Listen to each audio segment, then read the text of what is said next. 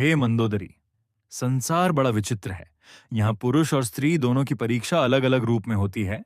पुरुष के जीवन की सबसे बड़ी कसौटी है उसका संघर्ष, और स्त्री के जीवन की सबसे बड़ी कसौटी है उसका ऐश्वर्य।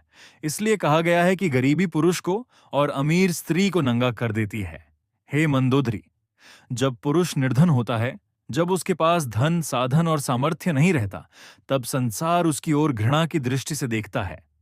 समाज उसे तुच्छ समझता है, उसकी वाणी का कोई मोल नहीं रहता। उसके सत्य को भी असत्य मान लिया जाता है। उसका तेज छिन जाता है और उसकी गरिमा नष्ट हो जाती है। यही कारण है कि कहा गया है गरीबी पुरुष को नंगा कर देती है, क्योंकि उसका आत्मबल, उसका यश, उसका सम्मान सब समाज के ताने बाने में धन के अभाव से ढक जाते हैं।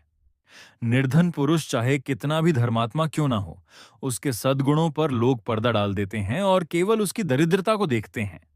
यही दरिद्रता धीरे धीरे उसकी पुरुषार्थ शक्ति को भी क्षीण कर देती है। परंतु हे मंदोदरी, दूसरी ओर स्त्री की सबसे बड़ी शक्ति उसकी मर्यादा और लज्जा है। वही उसका आभूषण है, वही उसका अलंकार है।